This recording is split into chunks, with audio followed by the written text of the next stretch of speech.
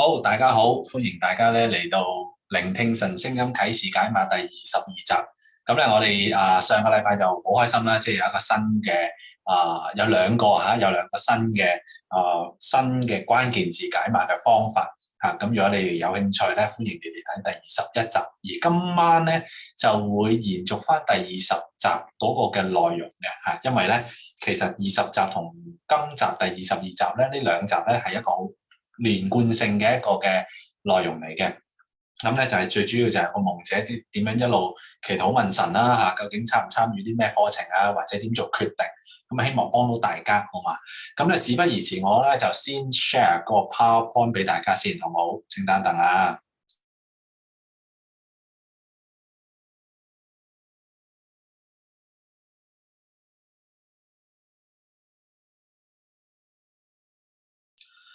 好啦，咁咧應該睇到我呢個 PowerPoint 啦。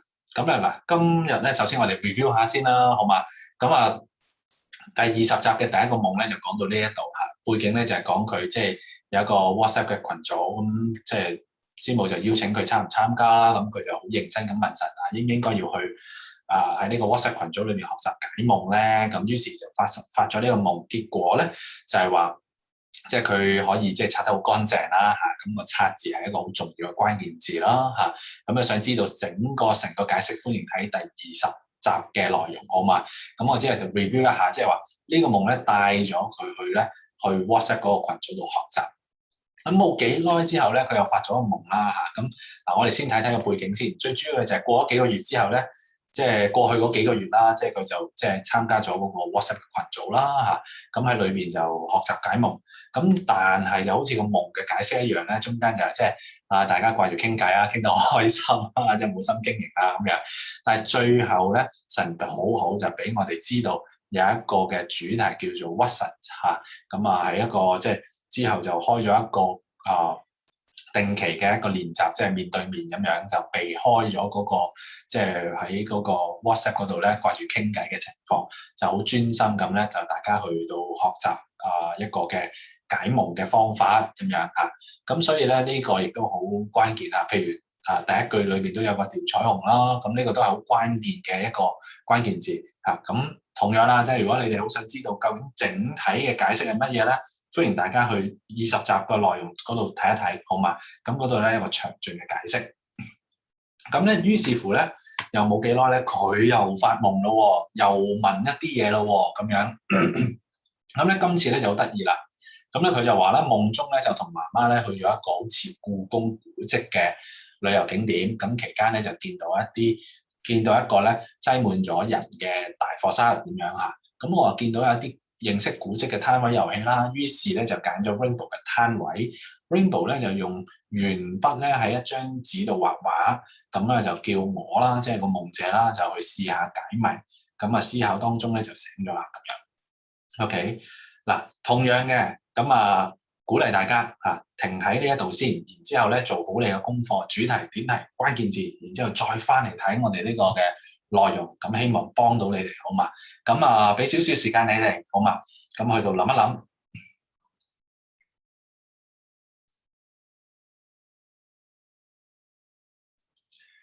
OK 嗱，咁咧基本上咧就好多朋友當睇呢一個夢嘅時候咧，佢哋都會好快咧就會即係去諗啦。哇 Rainbow 喎，係邊一位 Rainbow 啊？定係即係聖經所講嘅約咧咁樣？咁咧就嗱呢個咧係好重要嘅關鍵字啦 Rainbow 通常都會問到就係呢個人係咩人啊？咁同者有咩關係啊？咁樣。咁如果有追開我哋嘅咧，即係通常如果係我哋嘅 Fly High 學生啦，即係一路追開嘅話咧，Rainbow 呢個字唔陌生嘅，咁所以有幾個角度。咁第一個角度就好多人就會諗，會唔會係展翅高飛裏邊嘅先知班嘅老師Rainbow 老師咧，定話係Rainbow 係一個約咧，聖經所講嘅約咧，抑或係咧係夢者嘅本人，佢有一個朋友叫 Rainbow。嗱，咁如果你睇到呢個時候咧，你哋即係應該咧，我相信第22集咧應該有個主動性就去問呢個問題。請問 Rainbow 係邊一位？好嘛？咁咧嗱，如果你做功課嘅時候咧，識得問呢個問題咧，咁證明你已經開始有嗰個即係偵探嘅諗法噶咯喎，知道嘛？因為呢啲人物係非常非常之重要，好唔好？因為我哋好多集都已經提咗好多次㗎啦，人物係好重要嘅線索嚟嘅。咁喺呢度咧 Rainbow 咧都係一樣。咁啊嗱，呢個咧就係、我哋訪問翻夢姐啦。見到嘅 Rainbow 係邊一位咧？原來佢話 Rainbow 的確佢係展翅高飛嘅Rainbow 老師。咁咧就好快咧就會即係啲人就會去諗啦。咦？會唔會係同佢先知啟示有關咧？咁於是乎就問夢姐一個好重要嘅問題，就係話：夢姐，你有冇學先知啟示啊？咁樣咁當然佢有參與啦。夢姐佢的確有參與，但係呢度嗱好多時候就你哋會即係大家都會去跳咗一個 step 就係、一定係講佢先知啟示度出事㗎啦。但係咧，如果你即係睇真啲嘅話咧，你會發現咧就係咦？喺啟示嗰度有解謎，咁會唔會又帶動你諗第二啲嘢咧？係嘛？咁我好即係有啲即係醒少少嘅同學仔咧，佢哋就會諗，一定係同解碼有關嘅咁樣啊。嗱，咁睇你點拆解咯喎，好嘛？咁首先咧，你請大家咧即係寫低你嘅問題咯喎，睇下我哋陣間一路嘅思考方向帶你哋去諗嘅時候，會唔會同我哋差唔多？嗱，如果係差唔多咧，咁就恭喜你啦，即係8、90分開始有嗰個即係去解夢啊，或者係解碼佢嘅思維方式，好嘛？好嗱，事不宜遲啦。咁正常嚟講咧，我哋一定要問下夢境或者背景嘅內容噶嘛，係咪？咁所以咧喺呢度咧，我哋就會喺個夢中咧衍生一個嘅問題。就係講咩就係夢姐近日有去過參觀故宮或者古蹟嘛咁樣。點解咧？如果你記得個夢裏面講第一句就話，咦佢去咗一個咁嘅地方，去到參觀啊嘛。咁正常你真係要問下實際嘅背景。除咗你見到 Rainbow、見到解謎呢啲咁即係刺激你思維嘅關鍵字之外，你都要諗下，咦佢真係有冇去參觀呢啲嘢咧？咁樣。咁所以咧，夢姐亦都講到咧就話。佢的確係有考慮去某個地方參觀古蹟嘅，佢真係有考慮。嗱，咁衍生出嚟咧，就好多朋友咧就開始諗，咦，會唔會係回答佢係咪去唔去呢啲古蹟咧？係咪啊？咁因為神都會話俾我哋聽，有啲旅行你唔好去啦，有啲地方唔好參觀啊，有啲地方點啊？咁有啲人咧就開始會諗，係咪呢個方向 ？OK，咁所以咧呢個係個好問題。但係要小心咧，呢個問題帶咗去另一個錯嘅地方，以為嘅夢境係唔係咧回應緊夢姐嘅考慮？呢個要好小心咯，知道嘛？因為你仲要多方嘅去到即係印證你呢個假設嘅方向正唔正確，得唔得？咁所以小心呢個陷阱。咁所以咧喺繼續查問背景嘅過程裏邊咧，你應該要注意下其他嘅細節，先決定呢個思考方向啱唔啱。OK，唔好單一地睇佢有喎，咁所以就向呢個方向單一地就從呢個方向度去到做解釋啦、講解啦，諸如此類。千祈唔好咁，記住呢種嘅思維方式咧，我哋有陣時會講話以360嘅角度咧，360度嘅角度咧去睇呢個解釋。所以咧，當思考嘅時候要多方咁去睇，好嘛？所以咧呢一度咧就係話有冇一啲其他嘅關鍵字？或者去點題呢兩樣嘢幫唔幫到你去驗證到你呢個思考方向係正確嘅，又或者係越嚟越高分咁喺呢個方向去到查問落去咯，好嘛 ？OK，嗱咁我哋繼續咯。嗱喺整個夢嚟睇下，有啲咩地方需要思考？有啲咩地方？係咪就係古蹟啊？仲有 Rainbow 咧？係咪？仲有解碼咧？解謎咧？呢幾樣嘢係咪結合緊啊？你點樣整個夢境嚟睇咧？咁所以第一咧，我哋就會諗一個問題就：咦，點解旅遊期間會去咗一個課室玩遊戲？係咪？呢個都好特別嘅喎。除咗話你見到 Rainbow 呢個字啦，解謎呢個字好吸引你之外，唔好忘記仲有啲細節嘅喎。點解會去咗一個課室玩遊戲咧？如果如無意外，你去睇一個古蹟嘅時候，大部分情況都係帶你去睇個實景啦，講即係去咗一個博物館去睇下裏邊發掘咗啲咩內容啊，諸如此類噶嘛，就好少話去到一個課室去玩嘅遊戲，好少嘅話，通常都可能係啲公開場合去到有啲嘅遊戲等你去認識啊咁樣噶嘛，係咪？咁所以咧喺呢個方面上邊咧，喺點題當中就咧引申咗一啲嘅方向出嚟喎。嗱，唔知你做唔做到啦？即係話咧，整合緊幾個信息。第一，有啲嘢佢喺個旅遊裏邊啦，又有課室，又有 rainbow，又有解謎嘅時候，你點樣整合一個點題，係成個夢將佢絕要咗佢扼要咗佢啦。咁開始睇下啦。咁咧，我哋就做一個比較簡單嘅點題啦。譬如話，旅遊期間喺課室選擇咗一個解謎嘅遊戲。OK，嗱，咁你就開始諗啦。咦？喺一個旅程當中，喺一個課室揀咗一個解謎遊戲，咁你會開始聯想咩咧？嗱，咁咧正常我哋就會開始諗佢個旅程係咪同一個學習有關啦？因為課室嘛，係咪咁而且呢個學習係咪揀咗一個解謎有關咧？咁於是乎你應該要開始問到一啲背景啊，諸如此類咯，係咪？記唔記得？開始你應該諗下，咦，同背景上面有冇嘢要證實你呢個點題方向，或者要查問落去或者追查落去嗰個方向正唔正確咧？所以我哋就要開始去諗，去問一啲問題，背景呢樣嘢同我哋頭先嘅點題吻唔吻合啦。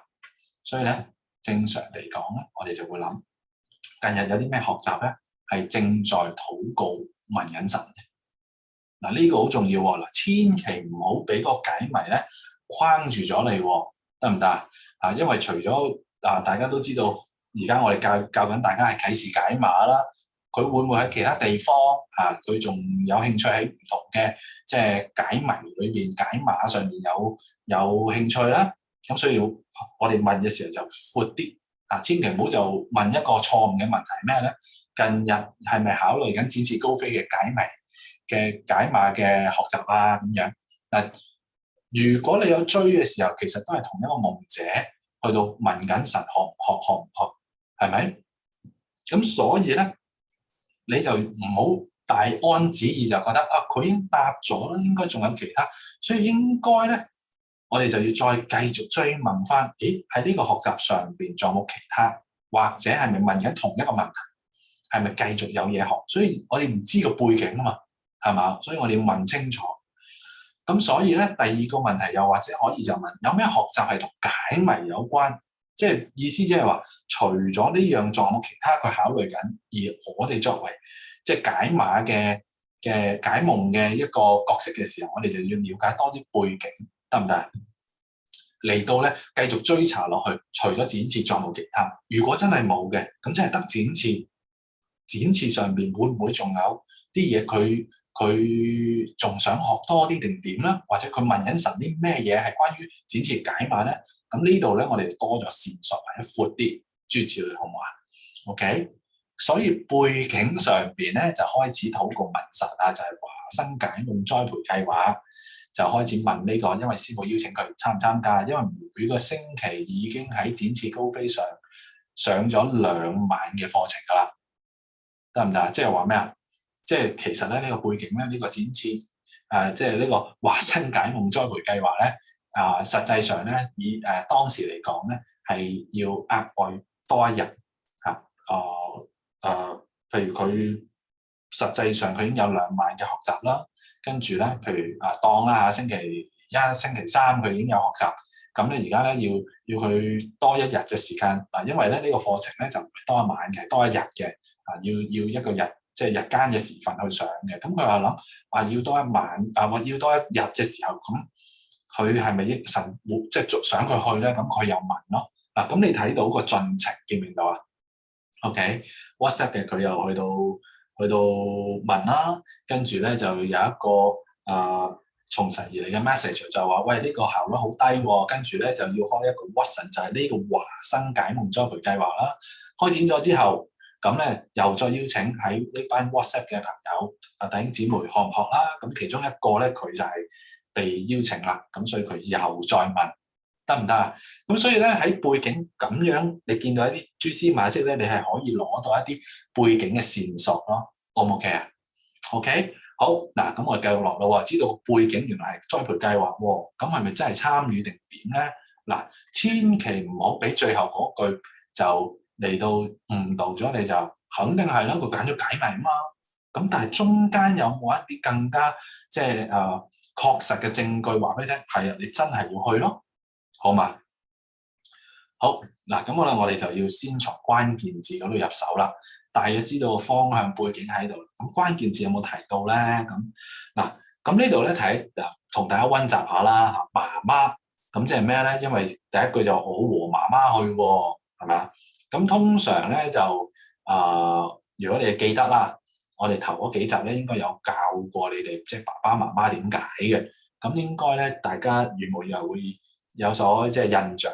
咁媽媽其實係象徵咩咧？同聖靈有關，因為咧聖靈同媽媽一樣係孕育緊我哋係孕育我哋啦，教導我哋啦嘅一位聖靈咯，好嘛？第二啦就課室，我哋頭先講咗，課室可以象徵咩咧？學習嘅地方咯，係咪啊？課室呢個應該唔會有疑問噶啦。好啦，第三個，古蹟啦，嗱，咁咧。先提翻第一句啦，即係我同媽咪去咗一個故宮嘅古蹟嗰度去到旅遊啦。嗱，咁其實呢句咧已經好 powerful 啦。點解咁講咧？因為咧，當你見到我同媽咪去邊度啊，或者我同爸爸去邊度啊，又或者咧爸爸同我傾偈，媽咪同我講一啲嘢啊，呢啲嘅説話如果係象徵天父同聖靈嘅話咧，嗱咁你就要 pay attention 啦。如果假設呢個方向係即係媽咪同爸爸真係講緊天父同聖靈嘅時候，咁我哋就開始用呢個諗法去諗嘅時候，咁啊幾好喎！即係有個地方係佢同聖靈都一齊去嘅喎，又或者係咁講，聖靈係同夢者一齊去咗某個地方喎，而喺嗰度咧，佢有啲選擇喎，有個學習喎，有個選擇，有個遊戲喎，咁係咪好好啊？OK，咁所以呢一句已經好重要。咁但係最緊要就係，而家喺個關鍵字呢一度見到個古蹟 ，OK 咁點解咧？諗到啊？嗱，俾少少 tips 你哋。嗱，古蹟你去參觀古蹟，通常係做啲咩嘅咧？嗱，咁好多朋友就會講啊，睇以前嘅嘢咯，參觀咯，係嘛？OK，嗱呢啲都啱嘅喎。你真係睇古蹟嘅時候，真係會睇到呢啲嘢啊嘛，係嘛？睇以前嘅嘢啦，係嘛？睇以前嘅工具，睇以前嘅書籍，睇以前嘅文字，係咪？以前遺留落嚟嘅一啲嘅一啲嘅建築物，咁你咪睇古蹟咯，呢啲咪古蹟咯。但係唔好忘記喎，通常咧睇古蹟嘅時候，個目的係乜嘢啊？或者即係你參觀嘅時候功能係咩咧？係了解呢一樣嘢嘅歷史啦、背景啦、文化啦，係咪啊？咁最主要就係了解相關嘅背景咯，得唔得？點解咧？又或者咁講，了解除咗相關嘅背景，又或者了解以前嗰啲嘅事情咯，背景上邊咯。咁你諗到一樣背景喎？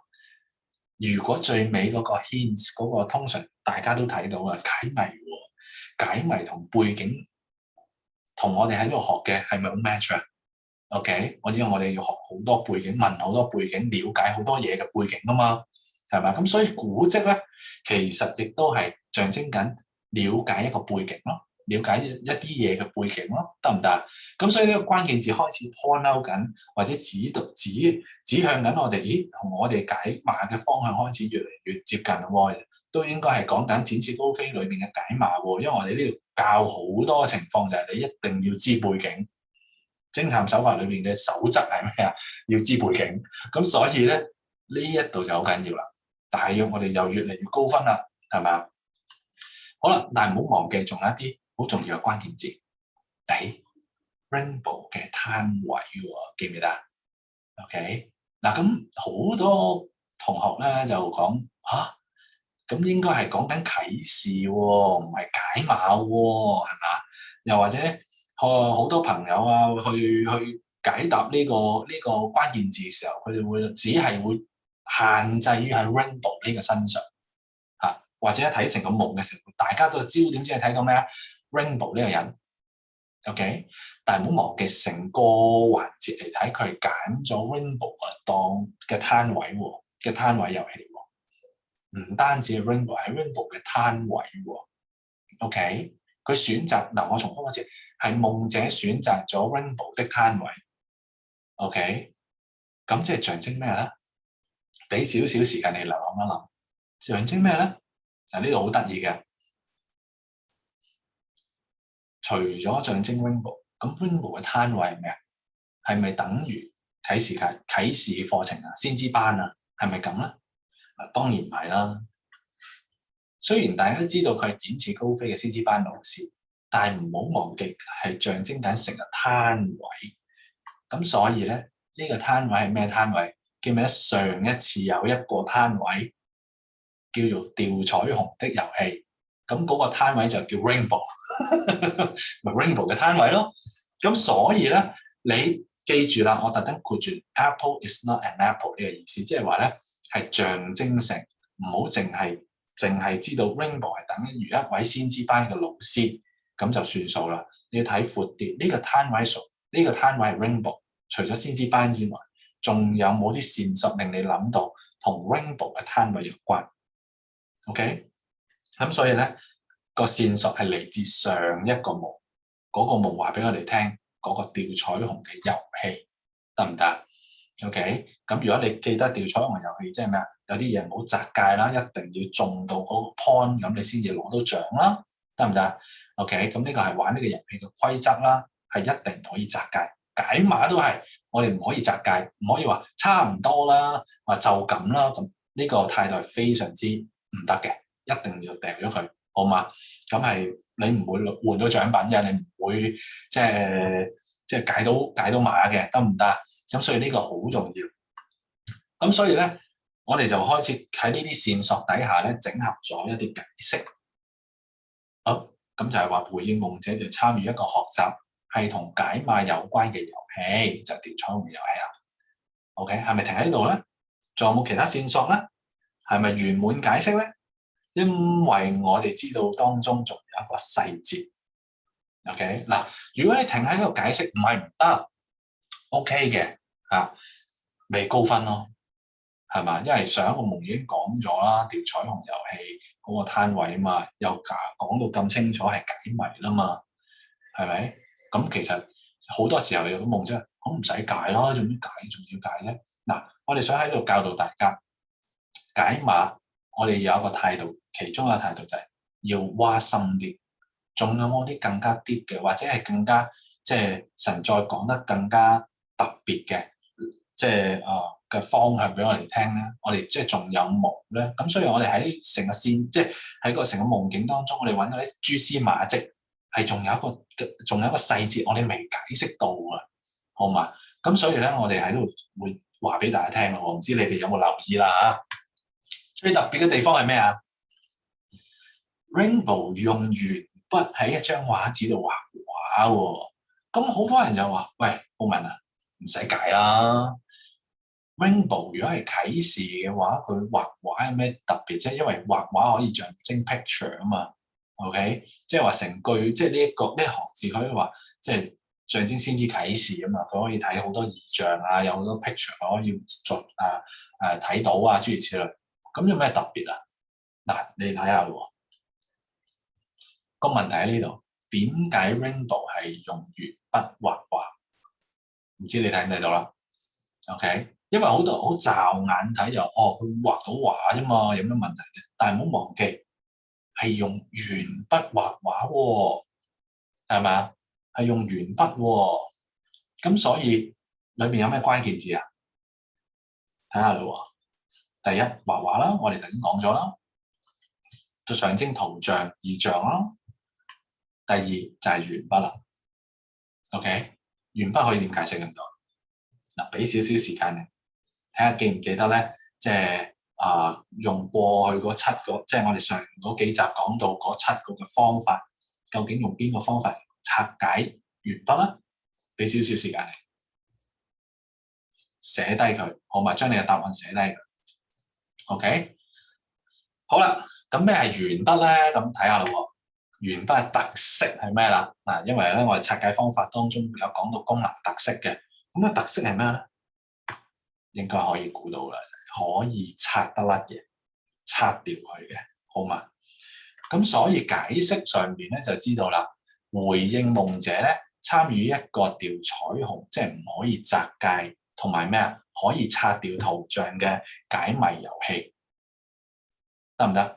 可以調彩虹嘅 ，OK， 即係千祈唔好擲界啦，即係提醒佢係要參加一個唔擲得界又可以擦得甩圖像嘅解謎遊戲啦，係咪？即係將啲 vision、將啲異象、異夢拆咗佢 ，OK， 咁如果拆嗱，咁大家都知啦，我哋喺度解碼，即係有啲嘢拆解拆清啊，諸如此類噶嘛，係咪？咁咧，如果你記得上第20集嘅時候，第一個夢我哋咪講到話有啲嘢拆嘅嚇，咁咧有啲人咧就會記得我講嘅呢句説話，就係將是隱秘乃是神的榮耀，將是拆清乃是君王嘅榮耀咁樣。OK， 咁有啲人就問啦，喂，唔係喎，浩文，你頭先講嘅拆同呢個拆係唔同嘅喎，個字嚇，因為咩咧？因為有人會問啦，拆清同鉛筆嘅拆係咪一樣嘅咧？係咪一樣啊？嗱，大家諗諗係咪一樣先？我哋點嚟到決定佢係咪一樣咧？就係呢個説話啦。拆呢個音咯係相同嘅。嗱，咁咧如果睇我哋呢個節目記住啦，提大家啦。如果你係一啲國語人嘅話啦，咁咧就未必即係呢個係標準嘅答案。但係咧以我哋以粵語嘅發聲嚟講咧，呢兩個拆字係同音。咁所以咧，我哋就可以等於。咁如果係國語嘅時候，可能就要用其他嘅即係音標嚟到睇下係咪一樣啦。但係如果粵語嘅方式嚟講，呢個拆清係一樣嘅時候咧，咁我哋就可以即係呢個線索即係等於啦。既然等於嘅時候咧，嗱你就睇下啦。拆清嘅意思即係細看同埋調查清楚。咁即係話鉛筆嘅拆清咧，其實都係講緊調查清楚，講緊嘅係一種偵探手法，好嘛？咁所以咧喺呢一度咧，進入下一個夢之前咧，我哋就好清楚知道夢者係需要去一個解碼遊戲當中，去到玩一個遊戲，係玩一個唔可以擲界嘅，又要調查清楚嘅，即係偵探手法嘅遊戲。咁所以佢好清楚就要去到參加呢一個，即係除咗2晚之外咧，又要即係付多1日嘅代價咧嚟學好呢個解碼，得唔得？咁即係話咧，由始至終，神咧都想呢個夢者咧去學識乜嘢叫解碼。OK， 嗱咁咧，希望大家學到一樣嘢就係，當佢咧去到即係好似佢咁參加課程嘅時候啦，參加啲嘢嘅時候咧，去問清楚神你想唔想去？因為咩咧？如果你記得我哋之前有一啲嘅集有一啲嘅內容咧提過係咩咧？唔係急於增值。咁呢度咧就做咗一個好重要嘅即係示範俾你聽，唔係樣樣都參加，問清楚神應唔應該參加，知唔知道？即使你已經喺同一個機構，好似順理成章，唔緊要咯。呢度啲嘢幾好啊，咪學多少少無妨啊。唔係嘅，你都係應該好似佢個態度咁，問清楚神想唔想嚇。咁有神嘅確據嘅時候，當有一啲嘅課堂係令到你即係好悶啊，好仲未學到未學思未成啊，諸如此類嘅時候咧，你依然有個盼望，因為神係話俾你聽，有確據咁話俾你聽，唔該你去學好佢，咁你咪有個動力，有個盼望繼續去學咯，就唔係喺度即係哎呀死，好似嗰啲叫咩，即係喺度一路坐又學唔到，好攰個人。咁你有個盼望，你可以走遠啲嘅路咯，好嘛？咁呢個咧就係呢一個即係去參加古蹟嘅夢啦，好嘛？有趣嘛 ？OK， 好啦，咁隔咗冇幾耐之後咧，咁當事人又發咗另一個夢咁咧就係啱啱睇到呢一個啦。嗱，咁我先講講先，好嘛？咁咧佢就話啦，突然間咧就俾公司指派要飛去外地工作，咁咧我就到達機場先至發現冇帶護照。咁咧我就諗咗2個方法，第一咧就坐巴士翻屋企就攞翻啦，但係就覺得咧好嘥時間同麻煩。第二咧就通知媽媽咧就送到機場，但係我又覺得麻煩到佢，於是我冇採取任何行動底下咧就突然場景一轉，我就成功出發，仲遇到咧即係有護照嘅同事，即係佢係有護照，即係好經正常渠道咧就俾護照啦，攞機票啦，咁入咗閘啦咁樣。咁入到即係喺個過程裏邊就知道咧，原來呢個人咧同佢一齊飛去同一個地方工作，然後咧就話啦，夢姐已經完成咗工作翻嚟啦，途中又撞翻呢個同事就同我講應該冇人好似我哋咁啦，去外地工作咧係即日來回嘅。OK 嗱，俾少少時間你哋諗一諗，做好你嘅功課，主題、點題、關鍵字，好嘛？咁啊，亦都寫低你哋嘅問題，然之後咧，再睇下我哋嘅內容我哋即係引導你嘅思考方式有冇相似嘅地方，好唔好？嗱，俾少少時間你。好啦，咁我哋繼續咯，一啖水嘅時間啊！咁我假設咗你哋咧就係會停一停喺呢度，做好晒你功課咧，繼續睇我哋嘅呢個內容嘅。好啦。咁喺呢個點樣入手咧？咁長嘅夢係嘛？咁通常咧都係嗰句啦。究竟你嘅思考嘅方向同提問啦，即係問清楚一啲內容背景先啦。咁咧嗱，通常咧我哋見到咁嘅時候，我哋有一個好重要嘅 point 就係話：有咩事係覺得自己冇可能發生？因為咩咧？夢中裏邊你諗下嗱，我唔知你哋有冇睇嘅時候有冇發現一樣嘢，就係佢嘅同事係有護照，而佢係冇護照嘅情況底下，佢入咗去，仲起到飛，做完翻嚟。正常嚟講係咪冇可能？真係冇可能嘅喎。如果唔係，你可以試下你去到櫃頭話俾你聽，我冇帶護照，但係我要飛，應該係冇可能嘅。OK，咁所以呢個問題咧要問清楚。有咩事你係覺得冇可能發生嘅咧？咁樣，咁所以咧，現實中咧，呢個我補充咗啦，再補充講咗啦，補充多一次就係現實中係必須要帶證件先出到境。咁所以呢個問題好重要啦。喺經過思考嘅過程裏邊，查問背景嘅時候，夢者就發現自己就係佢知道，其實佢覺得自己好似冇日間嘅啟示因為冇忘記呢個夢者咧。佢係學習喺展翅高飛學習緊先知班嘅即係嘅訓練嘅，咁佢學習緊日間嘅啟示，好嘛？咁但係佢都學咗一段時間嘅，但係佢覺得咧就好似唔得做唔到啊嘛，自己咁樣。OK，咁所以咧你睇到頭先呢個內容係咪呢個問題好重要啊？你覺得自己有冇係沒有可能發生嘅事而發生緊，又或者你係冇可能發生嘅嘢？諗緊嘅咧，得唔得？咁你就可能會揾到呢個背景啦，諸如此類啦。好啦，嗱，記住啦，咁長嘅夢咧，即係呢個夢已經係算長噶啦。咁仲有一啲更加長嘅，我相信有啲嘅朋友啦，你哋發夢嘅時候，如果做記錄，你會發覺有陣時會寫咗成一版 A4 啦，兩版 A4 啦，係嘛？我哋以前咧有個 case 係4版 A4，我哋都見過啦。所以喺咁長嘅夢境當中咧，你應該要點樣着手咧？一定要做點題啦。OK，即係話咩都可以唔使嚟啦。咁長嘅時候，你黑埋眼，你快啲做個點題出嚟先。如果唔係咧，你會俾裏邊嘅內容細節咧帶到你頭昏腦脹、嗡嗡地嘅時候咧，你根本唔知道究竟佢想講乜。又或者關鍵字太多嘅時候咧，你會被佢誤導，你都唔定。所以咧，麻煩你嗱揾點題嘅方式，好唔好啊？睇下有冇方向。咁所以咧，做咗點題嘅時候咧，你可能會揾到我呢個咁喺一個旅程嘅途中，即使冇證件都可以出發同完成事情。即係有啲嘢冇可能都會發生嘅，得唔得啊？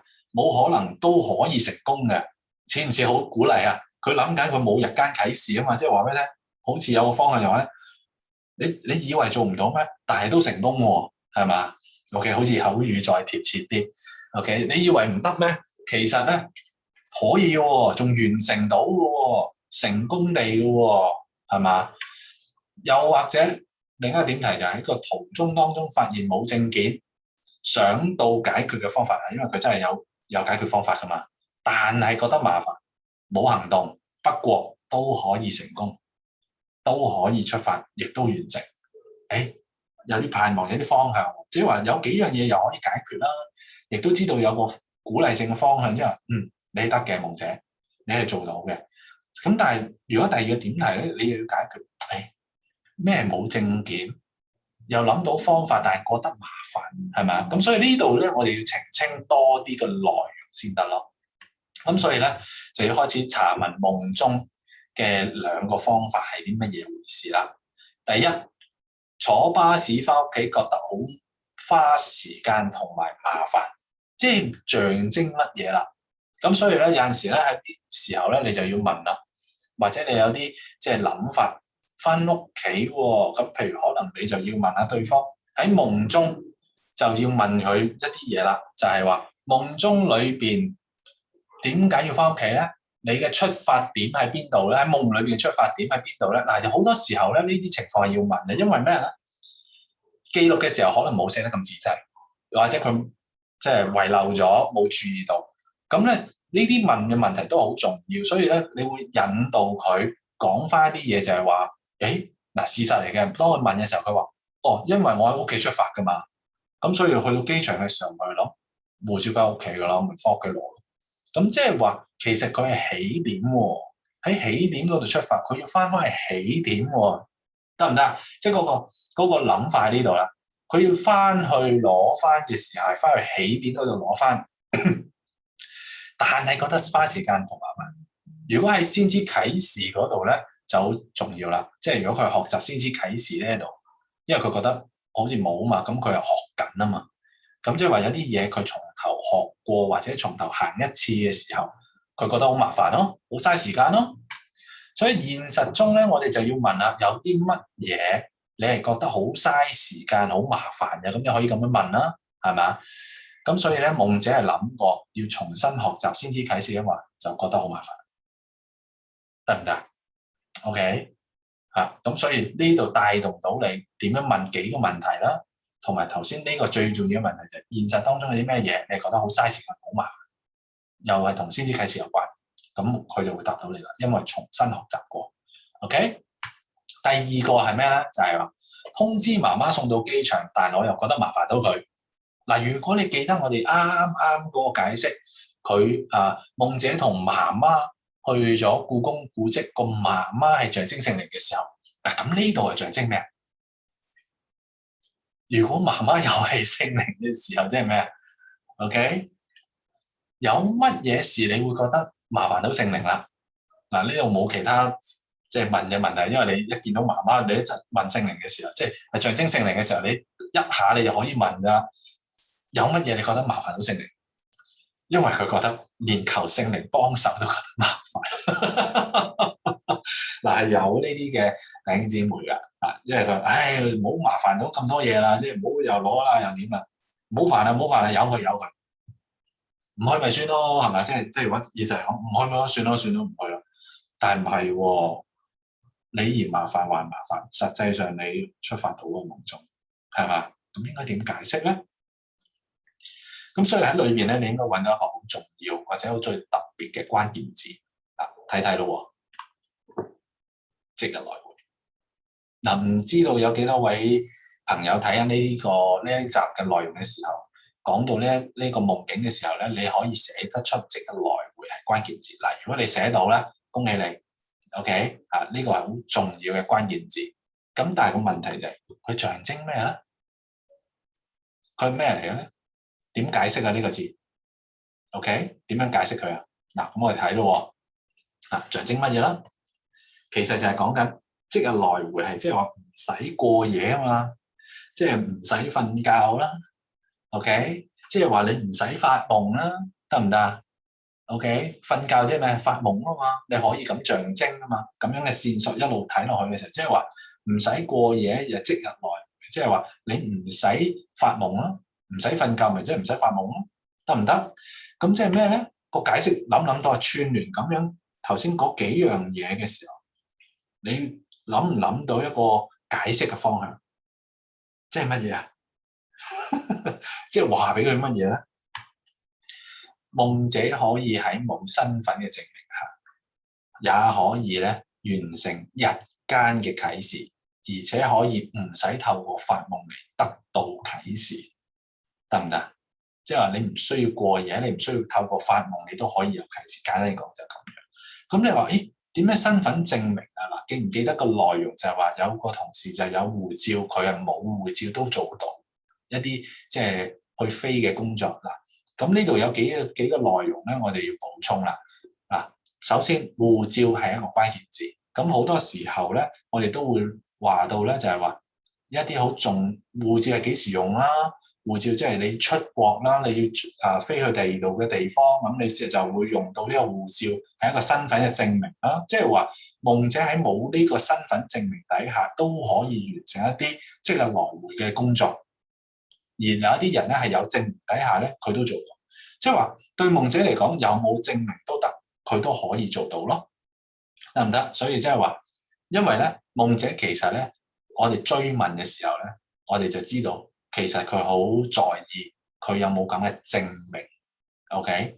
佢好在意，因為佢有冇，即係佢係咪即係有先知啟示恩賜嘅人啊，諸如此類，有冇咁肯定 ？OK？但係神，因為佢好想要啊嘛，但係咧喺學習過程嘅裏邊，係你係學習當中嘛，未到肯定噶嘛，仲有啲時間噶嘛，咁即係話夢佢喺未有肯定之前，佢已經質疑緊自己有冇啟示。OK，咁於是乎夢裏面就話聽，你冇呢個身份都好，都可以完成到一個即日來回嘅工作，即係唔使透過發夢都可以做到嘢嘅。OK，咁所以咧有啲人咧就會真係咁嘅，好想要證明嘅。咁但係呢個夢就話咩？你唔需要證明咯，唔需要咁嘅情況底下都可以完成咯。好啦，咁仲有一個好重要特別嘅嘢就係話，成個夢講緊佢飛啊嘛，係嘛？有陣時我哋會形容就係鷹係先知啟示啊嘛，係嘛 prophetic 即係有個前瞻性，睇得好遠，可以飛上天空，睇得好遠，都係飛啊嘛。見唔見到啊？即係似乎喺呢啲方向裏邊就講到就係話呢一樣嘢佢可以飛去第二度、第二個領域度做一啲嘢再翻嚟咯，得唔得啊？咁即係話喺呢度係同先知啟示亦都有一啲嘅關係啦。咁所以咧，點解就話？佢可以完成到一啲日間嘅啟示，係唔需要透過發夢。咁喺呢幾個位啦，嗱咁再強調多一次，最 powerful 嘅關鍵字係即日來回，因為即日來回講到就係佢唔需要發夢都完成到一啲工作。咁對夢者嚟講，最關鍵嘅位置就係呢度，佢就好清楚知道神話咗俾你聽，你係唔需要發夢都可以有啟示咯。因為呢個夢同之前嗰幾個夢咧，之前嗰個夢咧都係同一個主人用，同刷牙嗰個咧都係同一個主人用。咁所以咧，佢好清楚知道神話俾你聽，佢要學解碼，同時佢亦都話俾你聽，你係可以有日間嘅啟示，得唔得 ？OK，咁希望幫到大家咧去了解點樣解夢啦，同埋幫到大家知道咧就係唔係每一個學習都需要去參與，而係神想唔想你參與。再者，就係當你去學習嘅時候，好多時候咧唔係一個證明，而係神有冇話俾你聽，你可以做唔做到，學唔學到，諸如此類，好嘛？好，祝福大家，希望咧喺第23集繼續見到大家，好嘛？好，今晚去到呢度，咁多謝大家繼續收睇，好，拜拜。